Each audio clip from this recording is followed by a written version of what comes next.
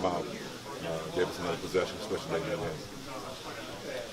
Pat told us last night, coach last night, that he approached seeing if you wanted to play today or not. He said, I wanted to.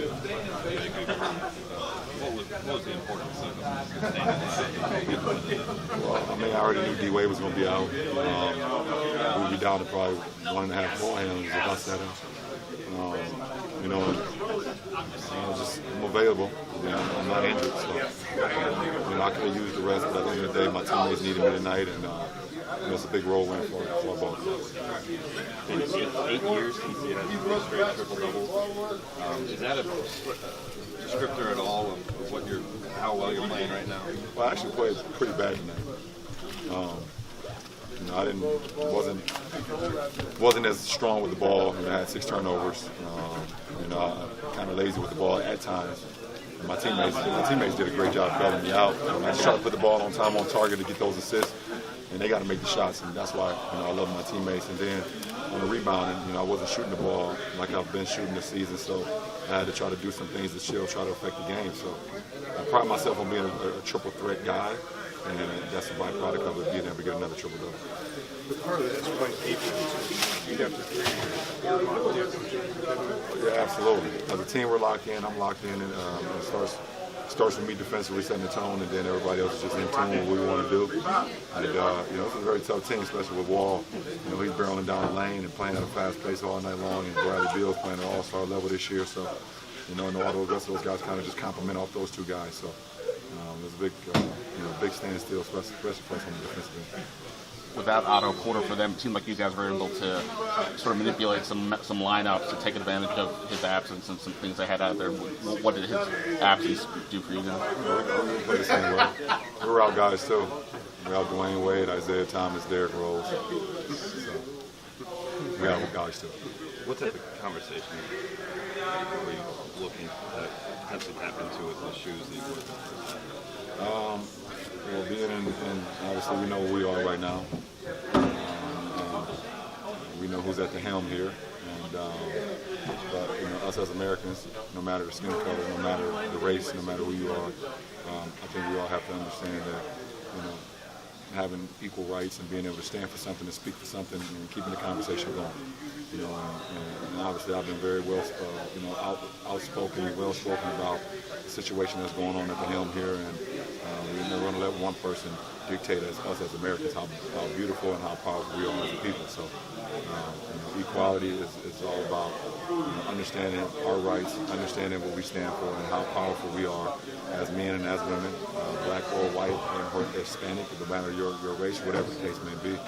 This is a beautiful country, and we're never going to let one person dictate how beautiful and how powerful we are. When did you make the decision to I don't know. Nike had it in the works, and when they showed me today, I was like, let's go. In light of you getting 57 on them last game, did you notice anything different with their coverages on you tonight? No, I noticed the ball not going in the rim. With the shoes, was it predicated going in that you were going to wear them for the first half? No, I didn't play well in the first half, and I'm very superstitious, so I took them off. I didn't play well in the second half either. So if it was the third half, I would have took those off. LeBron, I know teammates have to make shots, but along with the triple-doubles, 5 straight games with double-digit assists, is there something different about the way you're seeing the game right now? The game is just very, very, very slow to me right now. I'm just playing the game at a snail's pace, and I'm able to see everything and see things happen before they actually happen and put the ball on time, on target. I've always taken pride on passing. That's one of my biggest assets in my game, and to have teammates that compliment my passing is the ultimate dream for a guy. That was a big time play right there for him to sacrifice his body, get on the floor, call a timeout, gave us another possession, especially late in the game. Pat told us.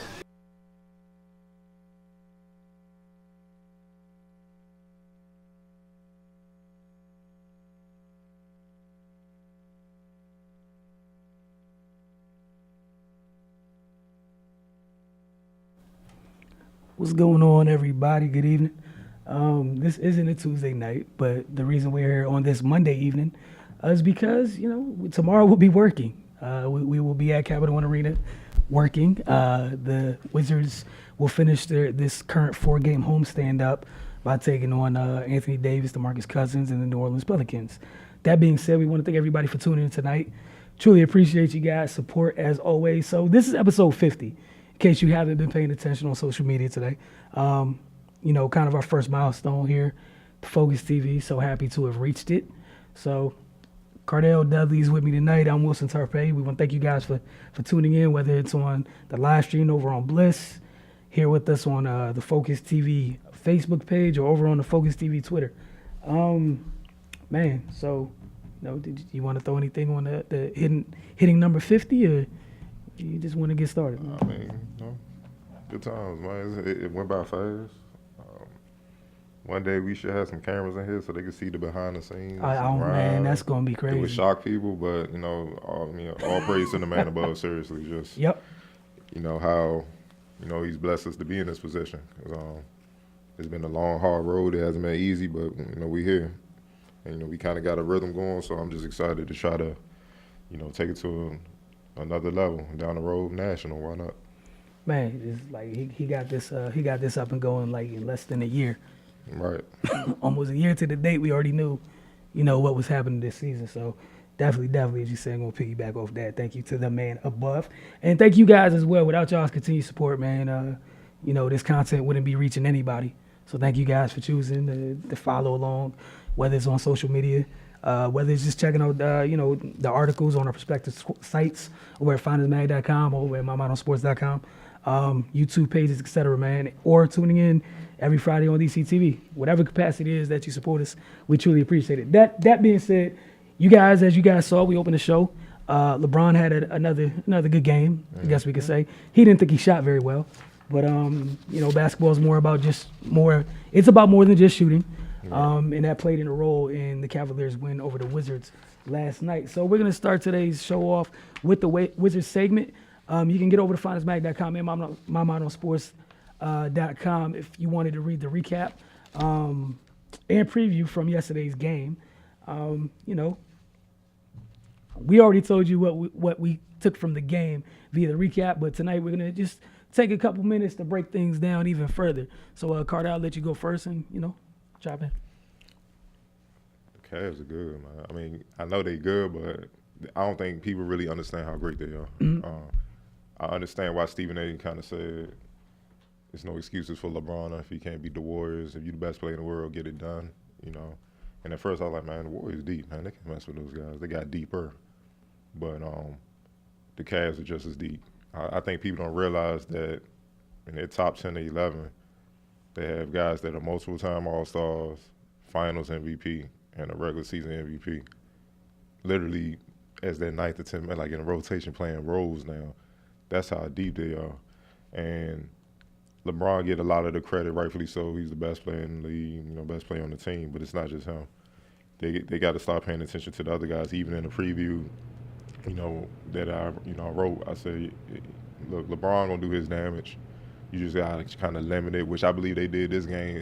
He had a triple-double, but, his triple-double was, 20 points and stuff. And he got a lot of assists because other guys made shots. That's who killed the Wizards, specifically Kevin Love. I wrote in that preview, I'm like, man, he's a bad matchup for the Wizards. He pretty much made Brooks have to sit Gortat out. Like, Gortat couldn't do anything. Like, he couldn't guard him because he don't have the speed to try to get out there and contest the three-pointer. So he made him have to have 2 fours in there, which makes the Wizards smaller than them, which makes it easier for guys to get in the paint and do what they did. I know LeBron had the triple-double, but they relatively did a good job. Kelly Oubre, Marquis, by committee. They held him, John Wall, Brad Beal. They threw a lot of guys at him. He shot 8 for 23. Kevin Love shot almost 50% from 9 for 20, 5 from 8 for 3, and finished with a team high 25 points and 9 rebounds. That's who pretty much won the game because the Wizards lost 106-99. They've been both even the game early in the season when LeBron went off, 57-point game. The games were close. Mm-hmm. The other guys killed them, even on the bench. You look at Jeff Green came off the bench, 15 points. Kyle Korver, 11 points. that stuff add up. You know, I mean, it's just it comes in waves. And the thing about the Wizards, that the reason why they can't beat the Cavs right now is little things, details. It was tied one stretch there in the second half, and the Wizards, I believe, blew 4 straight layups. And that's when I kind of knew deep down, I was like, yeah, it ain't looking good. Y'all not going to, because I knew the Cavs were going to capitalize. You got to, when you get your opportunity, you got to put the pressure on them, and that's how you beat them. If you keep giving them chances, they're going to take you out. You know, if you give them life, they're going to beat you. And that's the problem right now. The Wizards have to learn how to win at that level, championship level. They know how to win enough to get to the playoffs and win that. They're not there yet. And that's the gap that they have to try to figure out before the playoffs come. Mm-hmm. You know, otherwise it's going to be another 2 second round. If they happen to get to the conference finals, another conference round out. Because right now, I mean, I think Boston can match up with Cleveland defensively, but they don't have enough firepower. The Wizards have the firepower, but they struggle with matching up with them defensively, and that's why the Cavs have the edge. Because to me, those are only 2 teams in the East that can give them problems. Philly down the road, they just too young. They don't know how to win yet. Yeah. So they got the pieces. Exactly. So, I mean, they have to figure out something because if they figure it out, they can give possibly the Cavs one for them, but not right now. They have to show us some things. Yeah, I mean, one of the biggest things we were talking about earlier is, Kevin Love was able to dictate that matchup. Yes, he did. And it was huge. And one of the other things, even before he got going, you got people like Jeff Green, obviously LeBron. Cleveland, as soon as they see Washington, what they're not going to do is play around with John and Brad. They played no games. They didn't want to put the ball on the floor in front of those guys.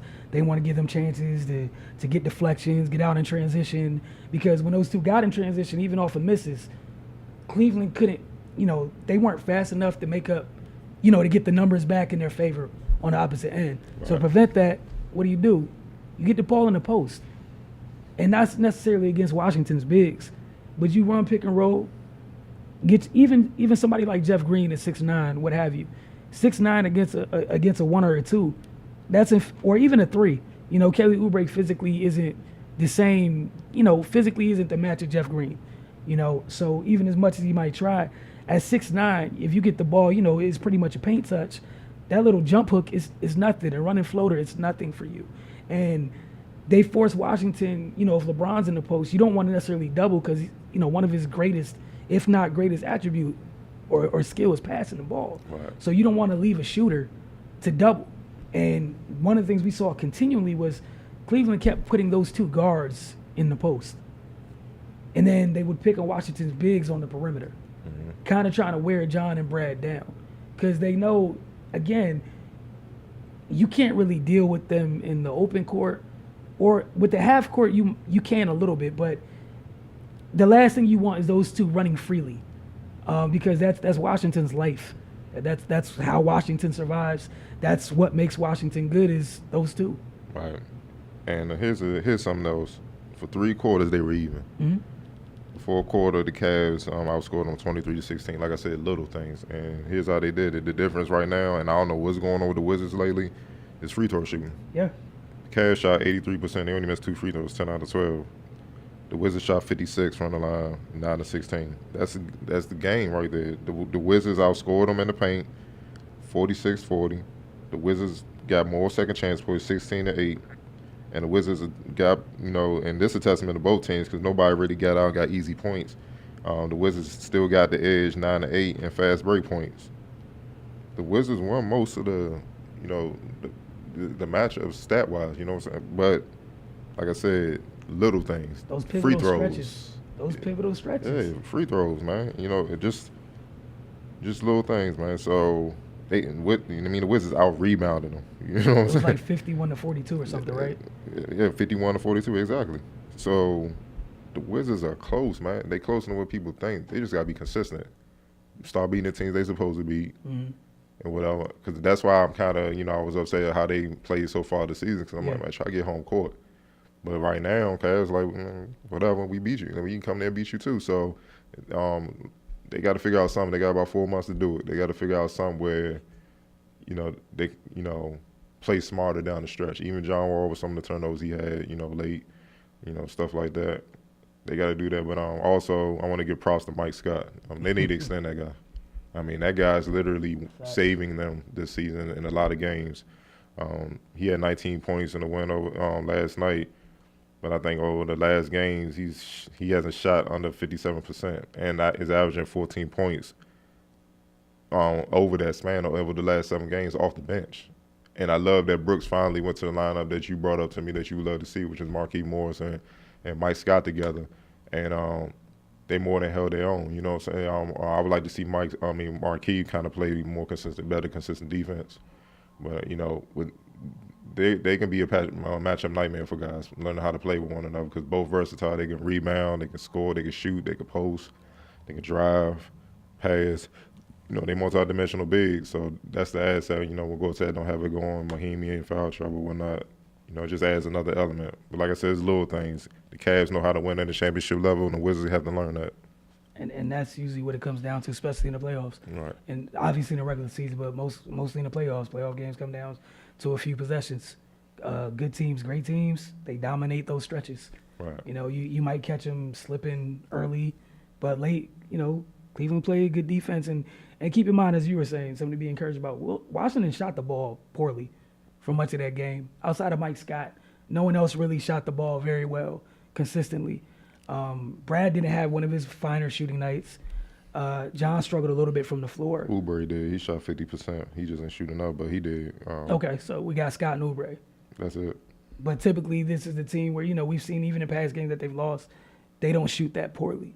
Mm-hmm. You know, so again, as you said, it's the little things. Even those, and I can even live with that stretch where you had the 3 or 4 missed bunnies. Maybe a more experienced team, you try to dunk all those. You know what I'm saying? And that's something you can learn from. But for me, the biggest thing is turnovers and free throws. You can't afford those. Those are unacceptable. If you want to, like you talk about closing that gap, that's how. You can't.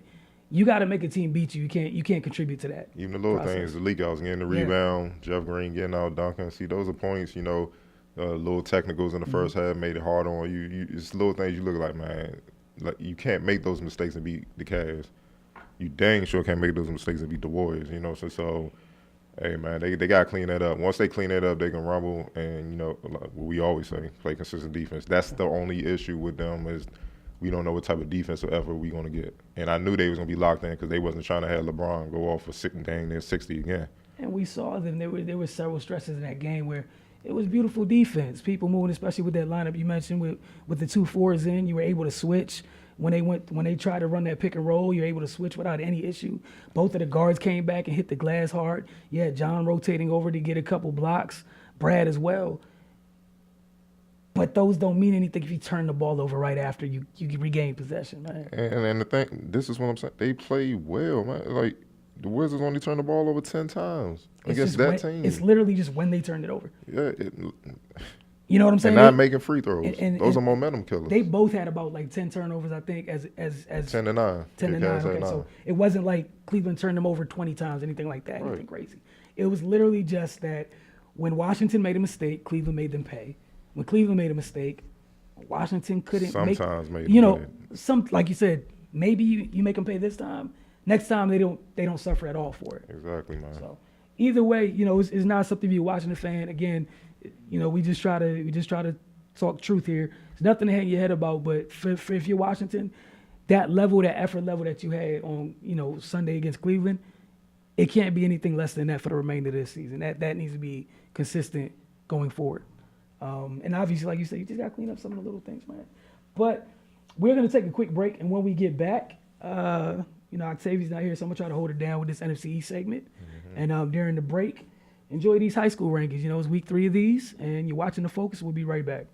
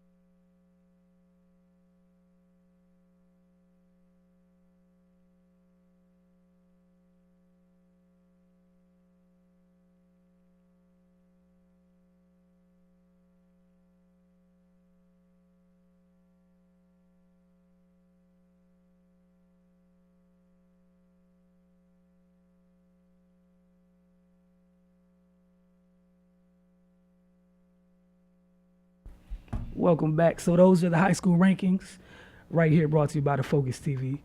Oh, man. So before, I was a little wrong. Before we jump into Octavia's NFC East segment, which I will do my best to honor her by getting that right this week. And actually, I did my homework. I was ready. I watched one of the late games last night. It was a horrible ending. Can't wait to discuss that. Shout out to the NFL for controversy, and that piece of folded paper wasn't folded very neatly. But we'll get into that in a little bit. All right, so just to finish out our Wizards segment, because it slipped my mind and I forgot. Obviously, tomorrow they end the homestand, which is why we're doing the show today. They host DeMarcus Cousins, Anthony Davis, Drew Holiday, and for one of our colleagues or followers, the great Rajon Rondo. Colleague. The great Rajon Rondo. Giving him too much love. Look, man, it's Monday. I ain't there yet. Nuisance. There you go. Nuisance or nuisances. Tomorrow, man, what are you most excited about? Because, I mean, it's one thing to see these guys. It's a luxury getting to see these guys up close. Oh, no doubt. Just want to see two of the best bigs in the league, how they mesh well. That team is only going to go as far as they take them.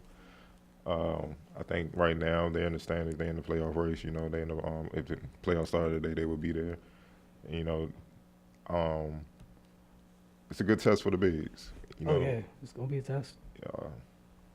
With those guys, and you would think with the bigs, you just think about inside automatically, but no, they can stretch the floor from 3-point range and stuff. So they're the ultimate test for the Wizards. They're gonna have to defend They're gonna have to defend great. They real efficiently. They're gonna have to communicate. They're gonna have to, they can't get lost because they make them pay. And I know a lot of people are down on Ted and whatever, what I'm saying. But see, these are the guys you need him for if you run into him in the playoffs. The big, the DeMarcus Cousins and stuff, because everybody else is they're not big enough to bang with those guys consistently and still be able to produce enough. Not saying he could stop Cousins, but still, he should do a better job than most. But just seeing how the Wizards respond to that, especially coming off the loss to Cleveland, are they gonna come out in kill mode? Are they gonna come out, man, we got this, too cool for school mode, get down, let them get 30 plus in the first quarter, and then it's a dogfight for the rest of the game? That's what I want to see. Obviously, Rajon Rondo, he's playing well. Coming back off an injury, he's got them playing a lot more efficiently and stuff. So, hey, man, it's a good test. Man, I'm not gonna lie. I'm so looking forward to that 4-5, 5-4 pick and roll with those very two talented bigs.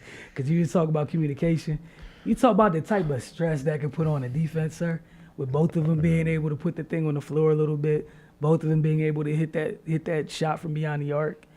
Boogie's been at his bag at sometimes during the year, especially putting that thing on the floor.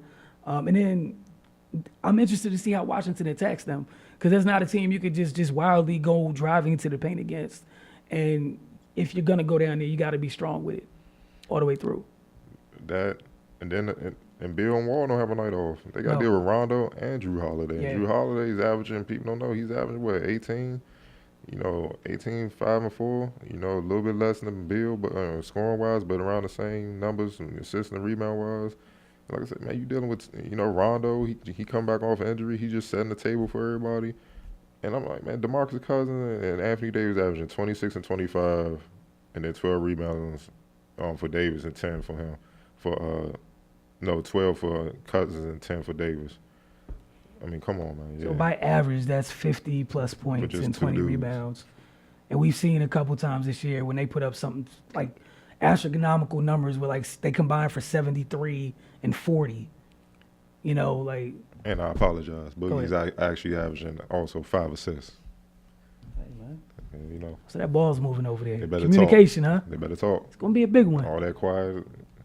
Or we're probably going to end up seeing we saw 32 minutes of Mike Scott against Cleveland. How many minutes you think Mike gets tomorrow night? Nah, he going to have to play a lot, because he gonna draw him out. You know what I mean? They going to clog the lane, so, he got to deal with, and he going to more than likely be guarding Davis. So, Davis not a bulky dude, he not going to find him, but he longer and he taller, yes. So, hey, man, That's what you get paid the big bucks for. This is the NBA, baby. It is what it is. Days off. All right, so Octavia's NFC East segment. We're going to start this with her Eagles. Since she's not here, we're going to do things my way. It's like, nah, it's just the first thing I wrote down, so we're going to start with the Eagles. They beat the Giants 34-29. Nick Foles, a lot of people forget, he was a solid star in this league, solid starter. I want y'all to think I said starter in this league. You know, just I want to say like 3-4 years removed from Nick Foles being, you know, some people thought Nick Foles was the next big thing. Since then, you know, he's been patiently, you know, biding his time, backing up wonder kid Carson Wentz. He threw 4 touchdowns as Philly clinched their first round bye. And the Giants gave up a 20-7 lead. So the Giants came out playing hard, led 20-7 at one point, and Nick Foles went 24 for 38 for 237 yards, 4 touchdowns. Eli Manning, 37 of 57 for 434 yards, 3 touchdowns, and 1 interception. So for the Eagles, you know, give them credit for doing their job. He took care of the team that was on the schedule. We know the Giants are having a rough year, but, you know, it looked a little rough out there for a little bit, but you got the job done. The Washington Redskins, Damo's not here to hear it, but his team got a 20-15 victory over the Arizona Cardinals. The story was the Redskins defense. 5 sacks. Blaine Gabbert looked like Blaine Gabbert, surprise, surprise. And they had 1 interception. Kirk Cousins was just solid, 196 yards on 18-26 passing. He had 2 touchdowns, so he was solid, efficient on the evening. And Yo Gabba Gabba got benched again for the second year in a row. Drew Stanton's going to be manning the helm for the Cardinals going forward. And Yo Gabba Gabba finished for 16-41 for 189 yards. And yes, Yo Gabba Gabba is not changing. It's not going anywhere. That's his name for the rest of his career. So anybody that has an issue, tell him to play better and I might speak better. Cowboys Raiders. That's the game I caught late last night after making my trek back from Capital One. Y'all going to explain this to me, NFL. I don't quite understand this. We are in 2017. We have that beautiful digital line, the yellow line that we see on the camera on our television screens. We have the big old eye in the sky, the camera that goes across that wire, back and forth. So much technology. A possible decision that held literally the outcome of the game type implications. Last night, Dallas had the footballs, 4th and 1. They went with a QB sneak. It appeared that Dak Prescott was short. So Gene, let me go ahead and make sure I get his name right before messing this up. Gene Steratore, man, he chose to measure it. They brought the chains out. They couldn't make a decision. Decided it was kind of close. Someone, I don't know where he got it, a piece of folded paper from, but he found one. Put the folded paper in between the chain and the ball and decided that it was a first down. I don't know how you do that or how you get to that point or if that's part of NFL, you know, that's part of the process. But Dallas was awarded the first down. We got a picture of that, so that's interesting to see how some people said index card. It was literally a folded piece of paper, and it wasn't very neatly folded either. I don't understand how that was how you decided what could have been a pivotal call in the game. Dallas did get held to just 3 points, so they went up 20-17. So the Raiders still did have a chance despite maybe possibly getting hosed on that big call. They got downfield courtesy of pass interference, a couple bad plays by Dallas defensive backs after a couple near interceptions by Anthony Brown, the nickel corner for Dallas. Oakland went full Seattle. You remember a couple years back when Seattle was a goal line, had the chance to put the Patriots out their misery, and did everything but give the ball to beast mode? Right. Oakland was in a similar situation. I believe they were on the 10. You had a timeout. Not one run play was called. Not one. The Skittles monster is on the field. You did not feed him the Skittles. You lost the game. Derek Carr, I get you were trying to do what you had to do. Talking to one of my guys last night that is a big Raider fan. He felt like, his quarterback just maybe felt like too much, just trying to shoulder the load and get his team to win himself. He tried to get around Jeff Heath, who was closing the safety, the Cowboy safety, and he stretched the ball out in his left hand, but I guess he went to squeeze the ball and stretch it. Don't know what the hand size is, but the ball came out, rolled into the end zone, which means it's a touchback, and that is how the Raiders lost. Mind you, had enough time out of the clock. He could have ran straight out of bounds. The clock would have stopped. You would have got a chance literally at the 1 or 2 yard line to give it to the Skittles monster to finish this game. You did not. You could have slid. I believe you still had a timeout. That was not utilized. Either way, you had time on the clock.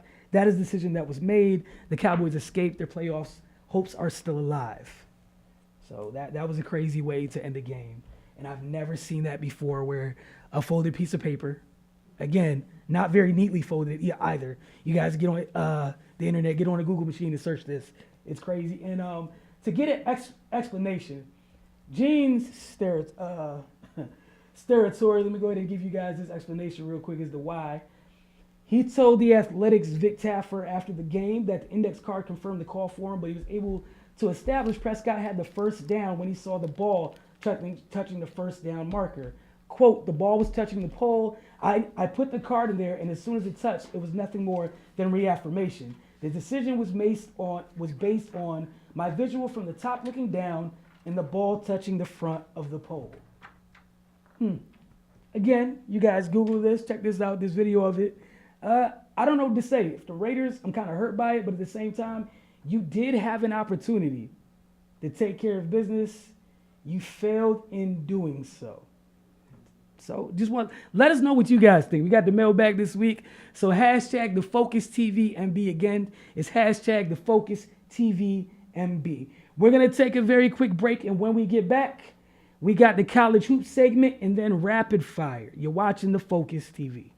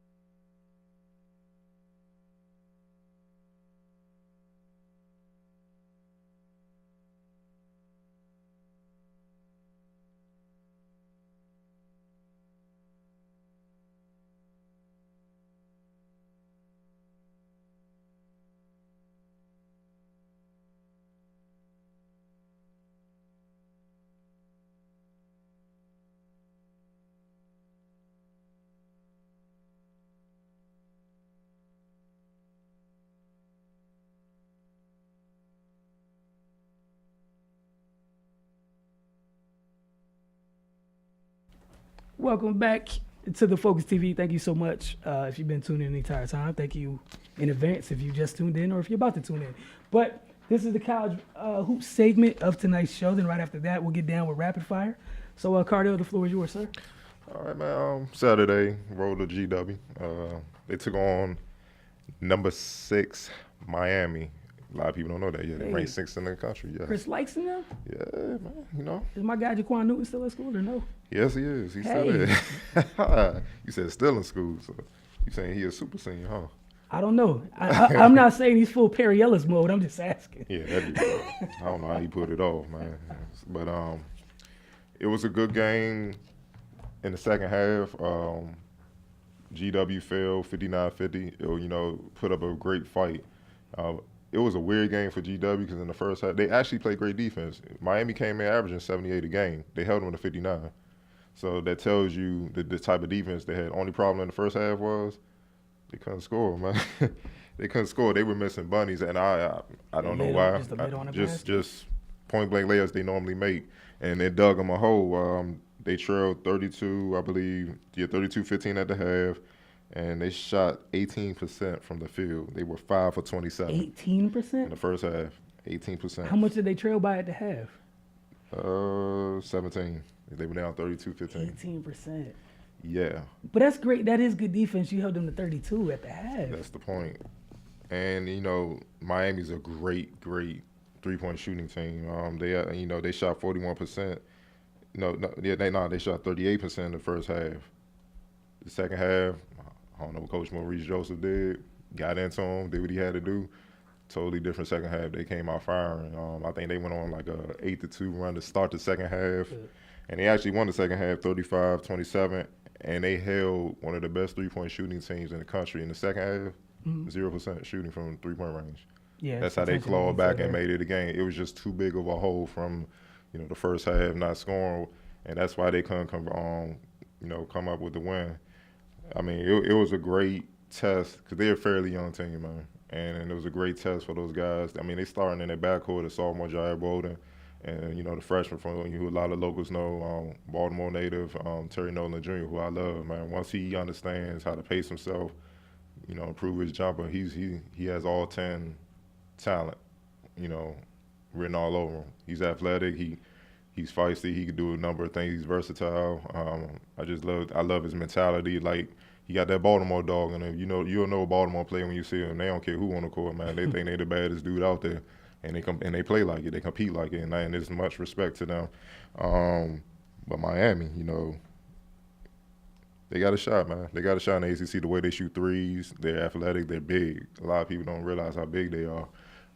They have a few guys 7 feet, a couple guys 6'11" or not, but they can move, man. They're everybody's athletic, man, and they all play a specific role.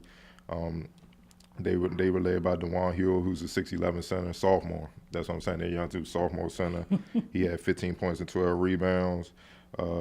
Kid y'all might be hearing in the NBA draft, he's on the draft board heavy, Lonnie Walker IV. He had 13 points, 5 rebounds, 3 assists. A smaller DeRozan, very athletic. He's 6'5", smaller DeRozan. Pretty much how stocky. He's dangerous, man. He's lethal. And, for GW, they were led by sophomore point guard Jair Bolden. He had 13 points, 5 rebounds, and the freshman Terry Nolan Jr., he had 10 points, 6 rebounds, and 4 steals. And Leonardo Toro, another sophomore, young forward, he had 6 points and 13 rebounds, which was a game high. He was one of the guys, he shot 3 for 12. He was one of the guys that kind of missed bunnies right around the rim that he normally makes, so he could have easily finished with a double-double against the ACC front line. So that tells you they're close and they're improving, which is, what GW does. They get guys, I guess you could quote-unquote say less heralded, bring them in, develop them, and, by the time they get in junior and senior years, it's problems. And they had a number of transfers, from last year that had they had those guys returning, it might have been a different outcome. And they definitely would be, a tournament team. They're 5-6 right now. Miami's still 9-0. And it's a good start. Yeah, but it's a good test for them in their non-conference. So when the conference come, they be battle tested because I love what they did. I love that GW don't duck competition, and they forced the young guys to grow real quick. And so by the time conference play come, with guys familiar with you battle tested, you won't shy away from the moment. Shout out to a former All-Met player from Gonzaga, man, Chris Lights, man. He made his home debut. He had 3 points in 12 minutes, 1 for 5, but that wasn't it, man. He made steady plays. You could tell he belonged, and a lot of people was sleeping on the fact because he was small. Like, hey, is he an ACC guard? And yes, he is, and he's going to be a problem, for years to come. So, stay tuned.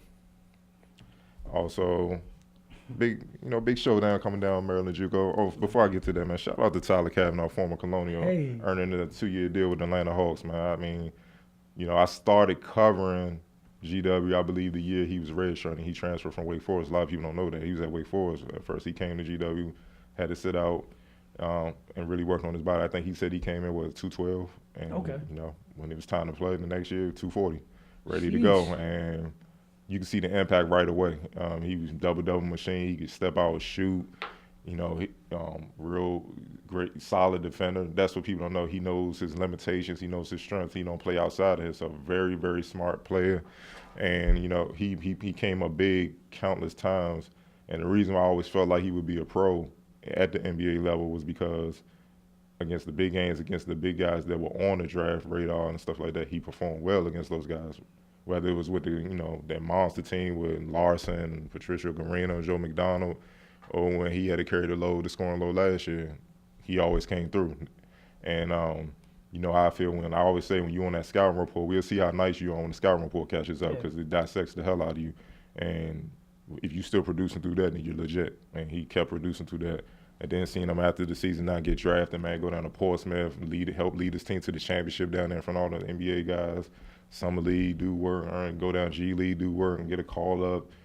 Two-way player, earn a contract that first, then get called up. Next thing I know, I'm watching a highlight.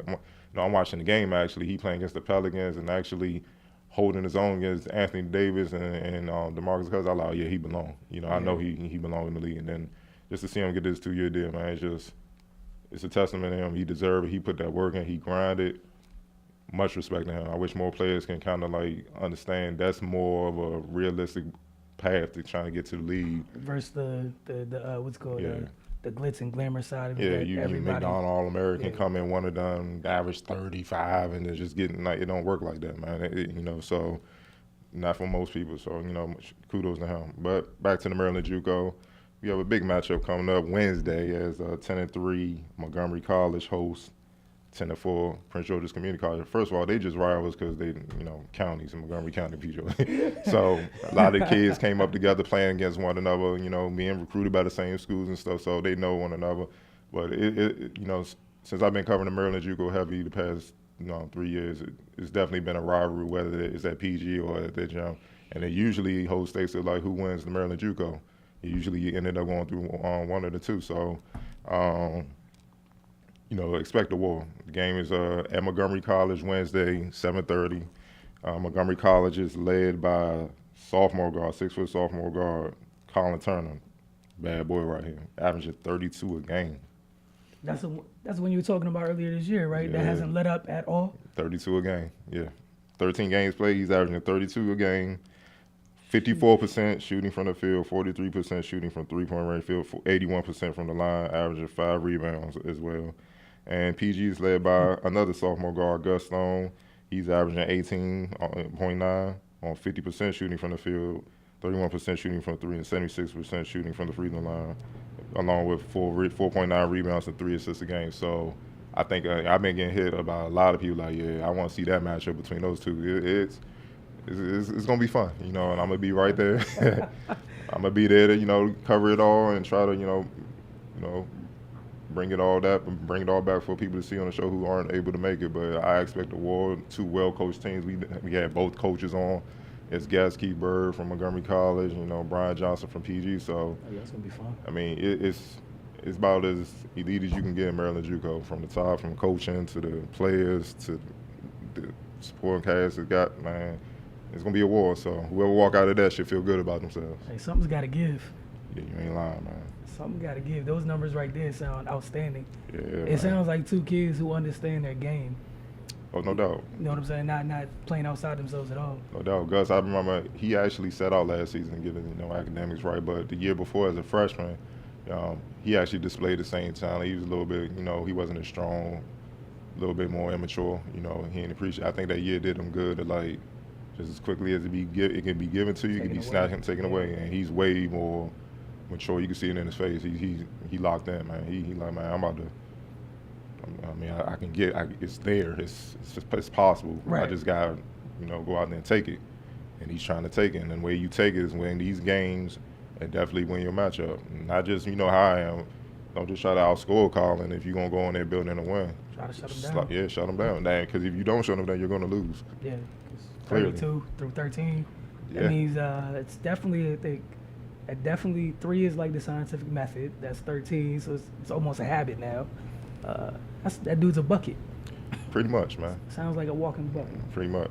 I look forward to seeing those highlights. Oh, I have them. I already know. I can't wait. So if you guys don't know, that means either today, tomorrow, whenever, now, slide over to finestmag.com. Follow them on Twitter, on IG, everywhere on social media.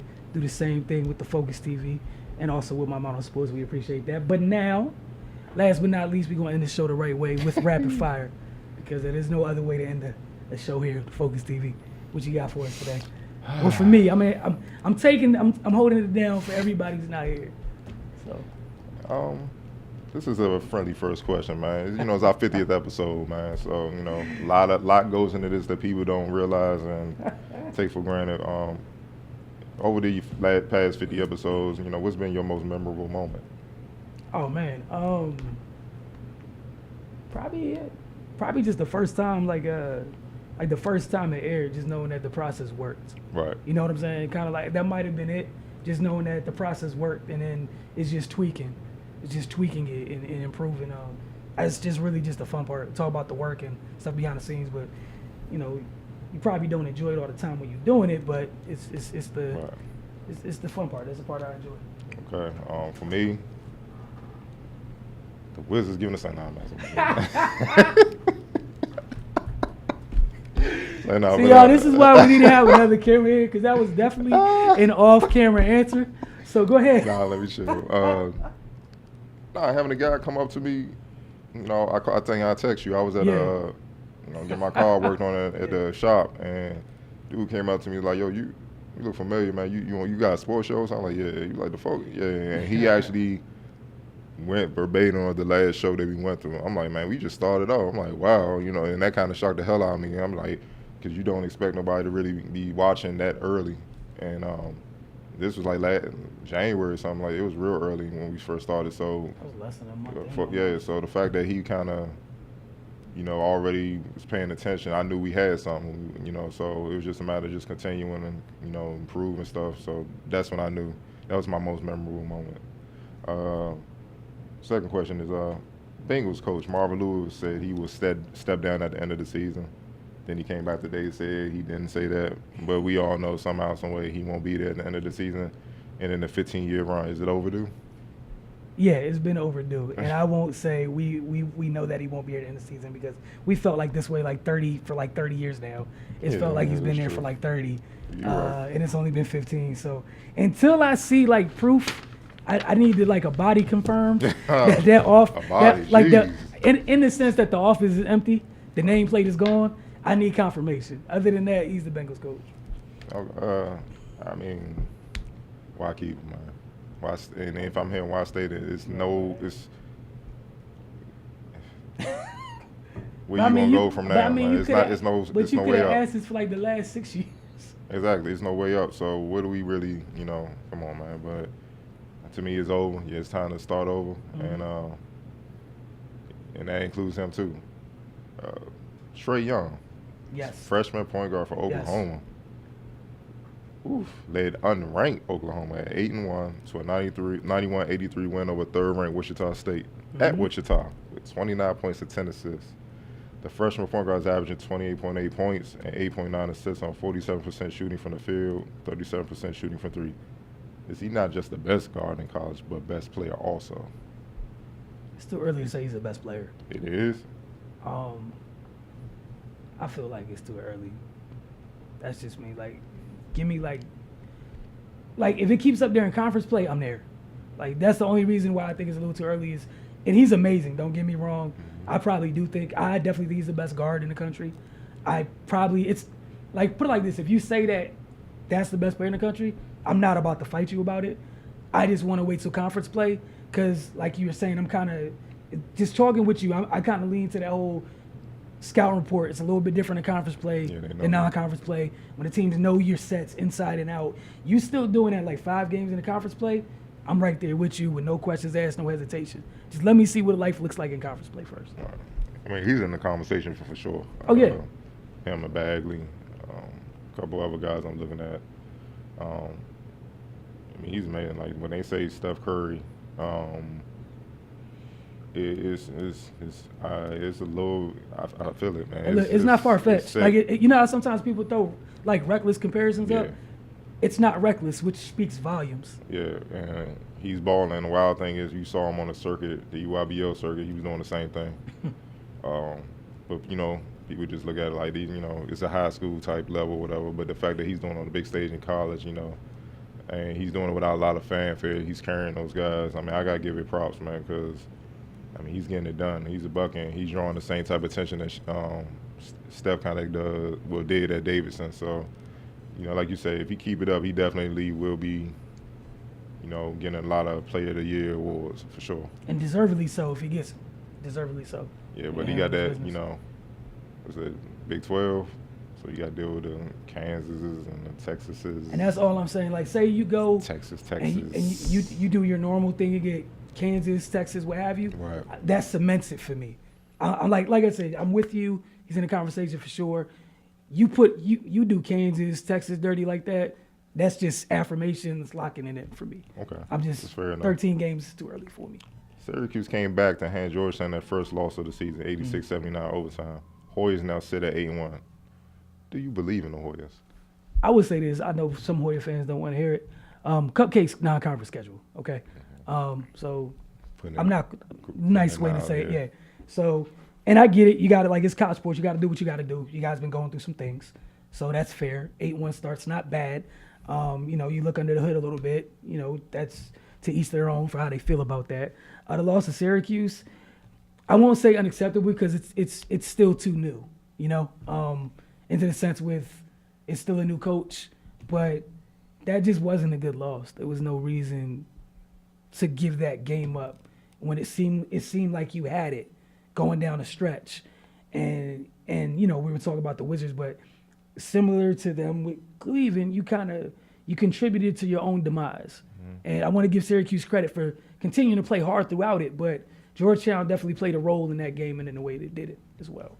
Because what were they up by, like 8 with like 2 minutes left? Something like that.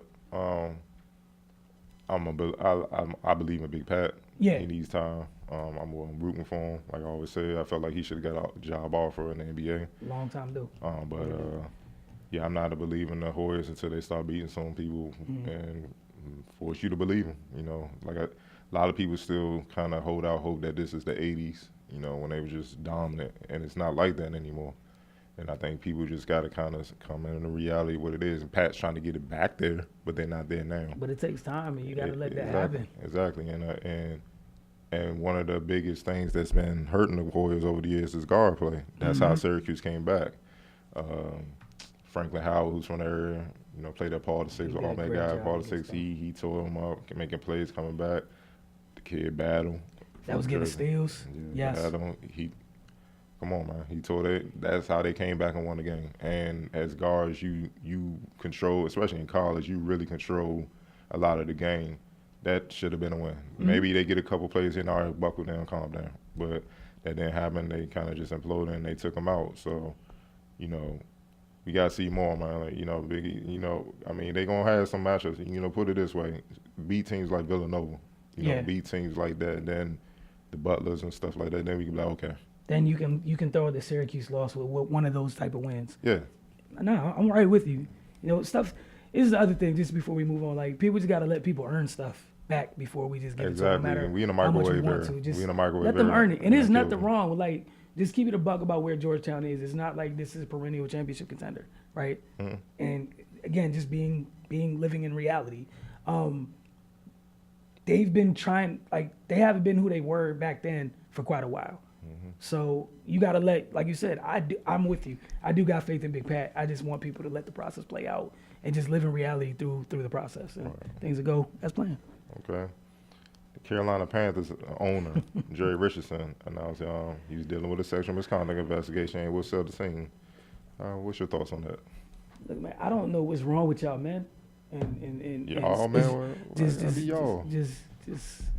I don't know what's wrong with some of these men out here that get positions of power. About to get me in trouble. And choose to be just beyond reckless, and the behavior is literally reprehensible. It's disgusting.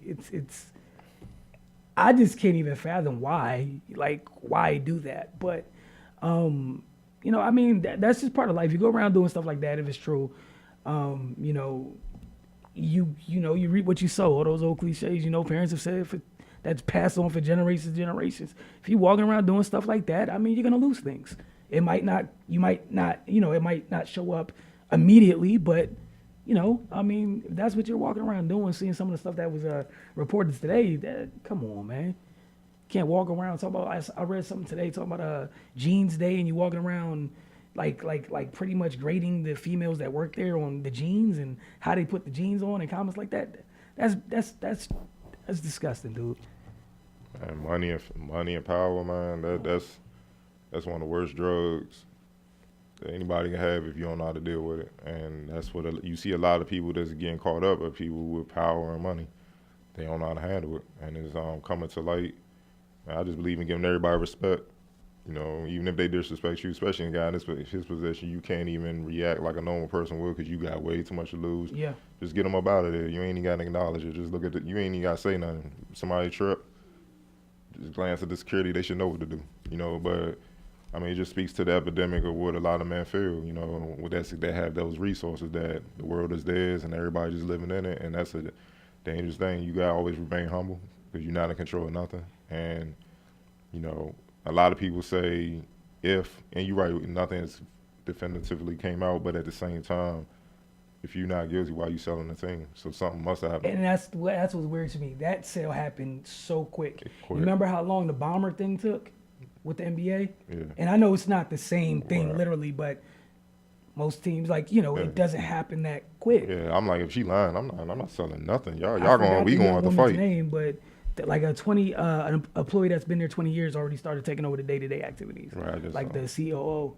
Yeah, so I mean, it's man, that's sickening. But you know, hopefully it'll be better days ahead for the Panthers. A certain Kobe Bryant Hey. is getting his number raised to the Raptors. Both numbers actually getting raised to the Raptors in the Cool. Staples Center today tonight. Two questions: what is your most memorable Mamba moment, and where do you rank him all time? He's definitely in my top 10. Okay. And I'm just gonna leave that there. I'm not arguing with anybody this week at all. I don't have that energy for that. Like, catch me like July, and I'm ready. We can go to war on social media about where he is in that top 10. Just know that I'm not going there. He's in my top 10. My favorite Mamba moments.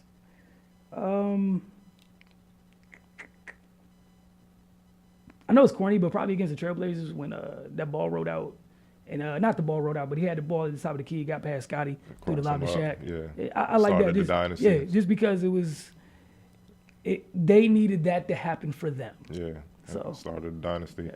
He's definitely top 10 for me. You know, second greatest shooting guard behind the GOAT, Mike. But I mean, one play that always stuck to mind. This is my favorite Kobe play.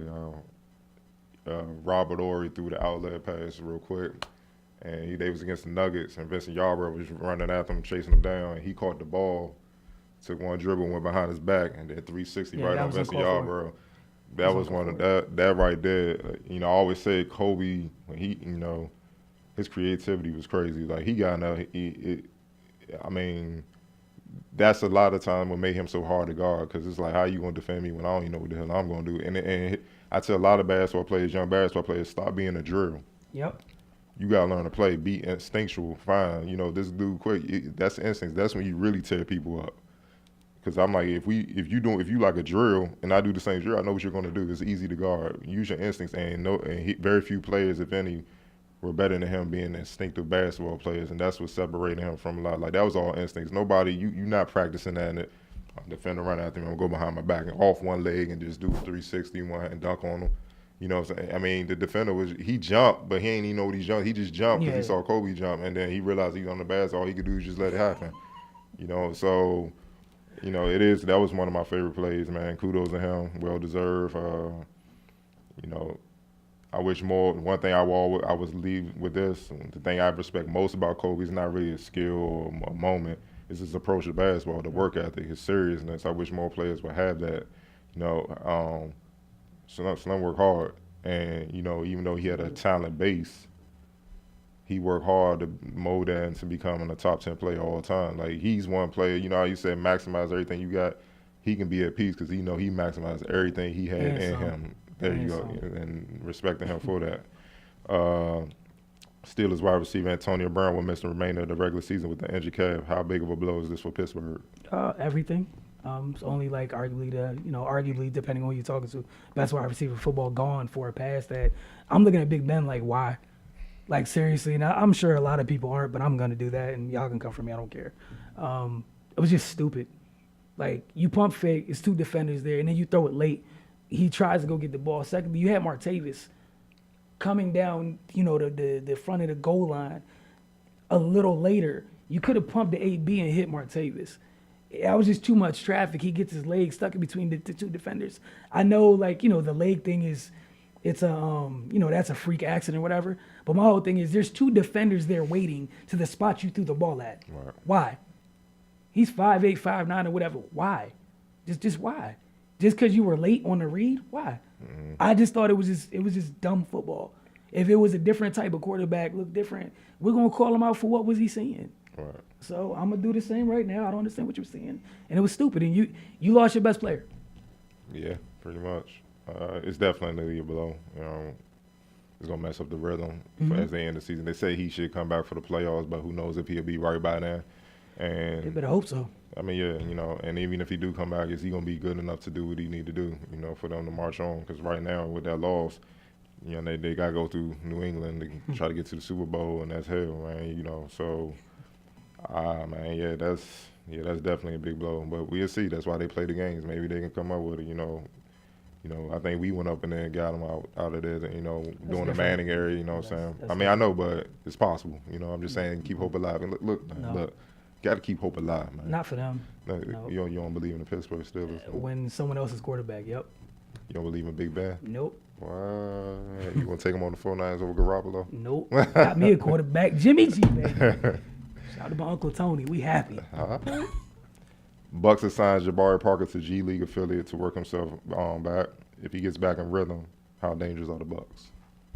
We still have to wait. We've been trying to figure out how dangerous the Bucks are for like the last 3 or 4 years. And almost every time we get like a brief glimpse at it, something bad happens. You know, I mean, it remains the same. Like, you got an MVP candidate, right? We still don't know what Jabari is all the way yet, right?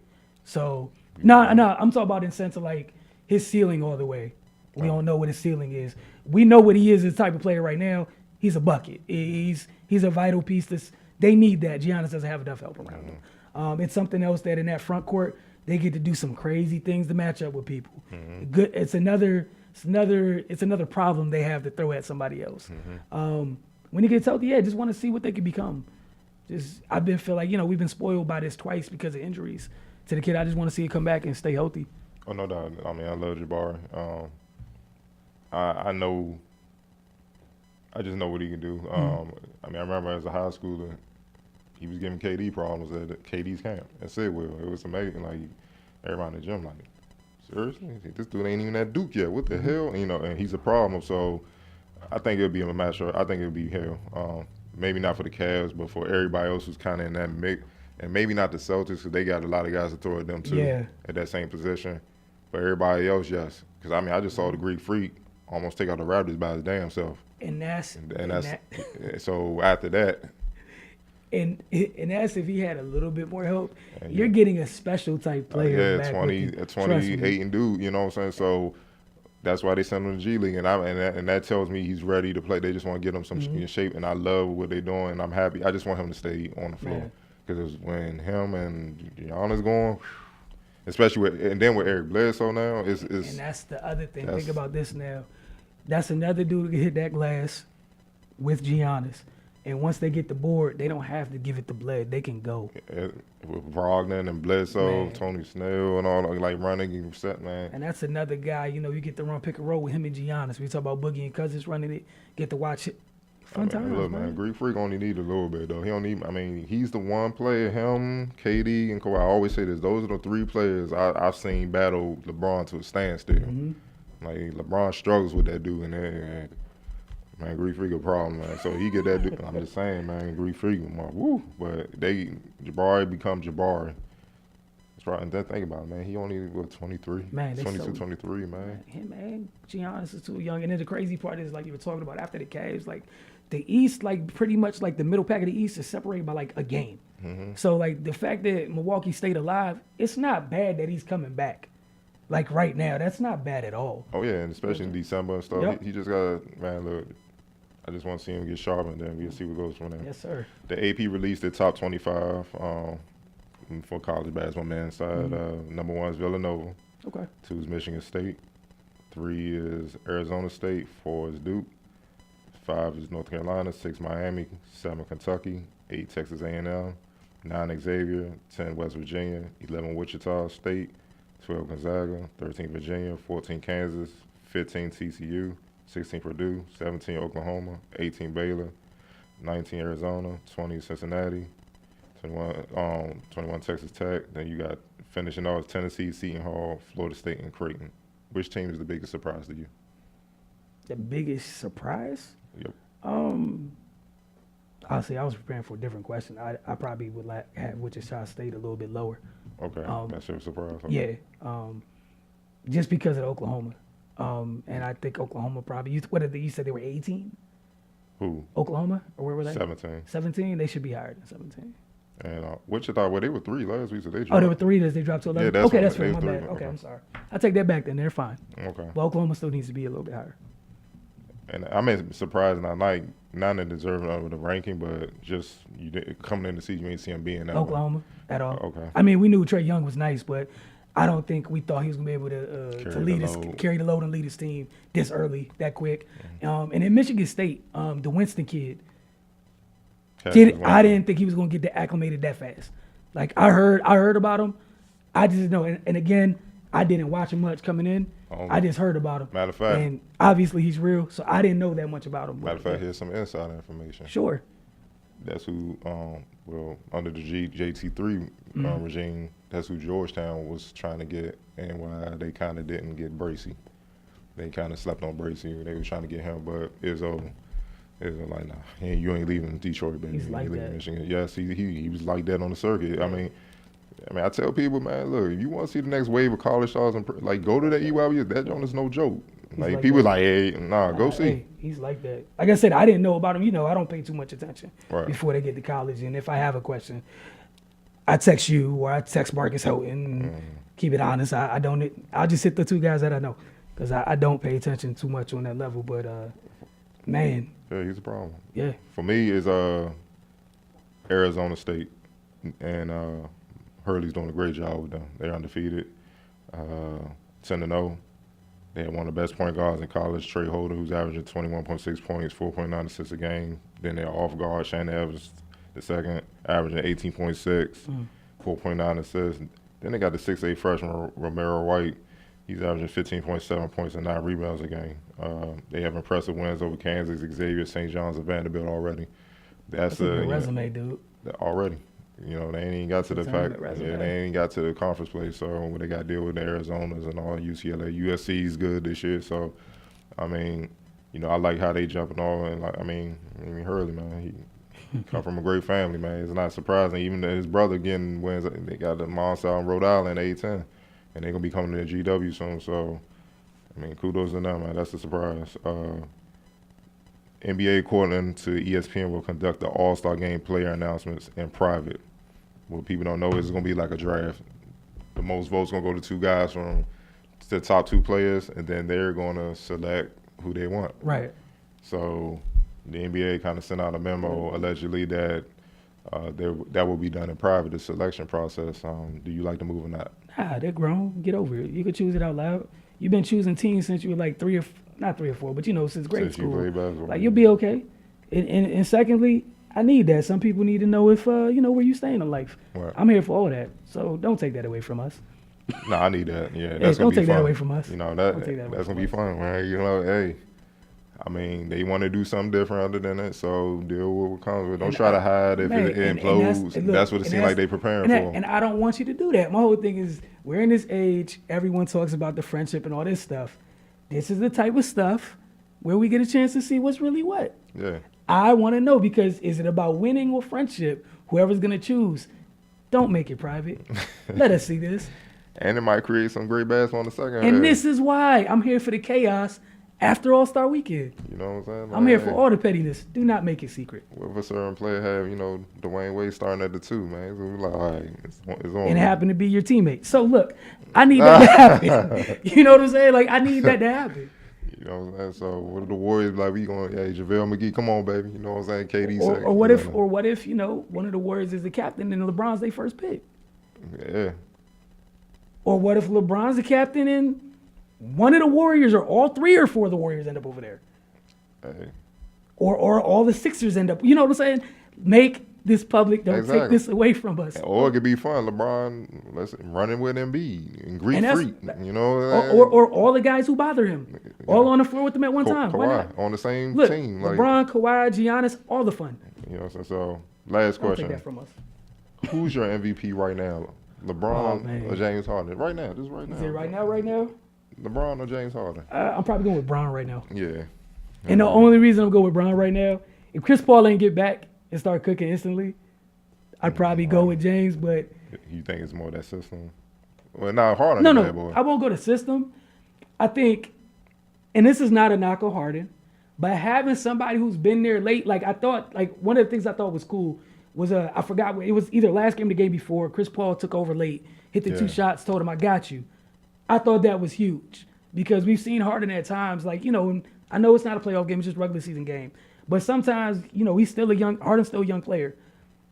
I think that's great to have somebody like that to have your back like that, No right? doubt. And I don't, and this isn't a negative to knock Harden from it, but they're working the heck out that system together since Chris has returned from injury. I mean, it's a guard system. Yeah. Like I always said, I would love. Ooh. And you got 2 of them, right? And they're And all killing. those shooters. It's Word. I think one of Chris Paul's quote was like, they were talking about what's it like playing right there, something stupid, crazy question. He was just like, I'm a passer, he can shoot. Yeah, it works. So that's why that thing's wonderful over there. And then the reason I want to say Bron right now is because you're missing IT. Champ. You know, Shump, D-Wade. D-Wade's been in and out. You've carried a lot of that load from a ball handling standpoint. We know you do that anyways, but still. Like, they're in the last 13 games, 14 games now, he's averaging a triple-double. And it's I don't feel like it's something where he's going out his way to do it. He has to get all those other guys involved so they have a chance to win Yeah, late. he's essentially playing point guard. yeah. You know, even with Calderon, he'll let him bring it up, but he's playing point guard. You know what I'm saying? And he's the best passer on the team. You know, just And they hit the glass like that because they need it, because they're not a really super big team. They're athletic, but it's not like there's 4, 5, 7-footers walking around out there. You got like 3 guys between 6'9" and 6'11" that's why tops, he's rebounding 6'10", more. and he has to Normally hit he the averaged glass. from 7 to 8, but now he's stepping it up, getting even more. So he has to make up the difference, even with Kevin Love. And then for the most part of the season, Tristan been out. Yeah. So I don't know if Like, they're he gonna move just him back got back, into. but- I don't know if they're gonna move him back in, but they were losing with him, so his energy off the bench is good. So you know how that go. But yeah, my vote's Bron at the moment. Right. So we want to thank you guys for tuning in, man. We truly appreciate it. We will see you guys soon. Keep up with us on social media at The Focus TV, whether it's Instagram and or Twitter. Get over to finestmag.com, mymodelsports.com as well. And don't forget, hey, give a follow to Studio 202. Gotta love the folks here at Blizz.fm. Without them, we wouldn't have this platform, so we truly appreciate it. We'll see you guys soon. And if we don't see you before Christmas, Merry Christmas to you guys all. All right.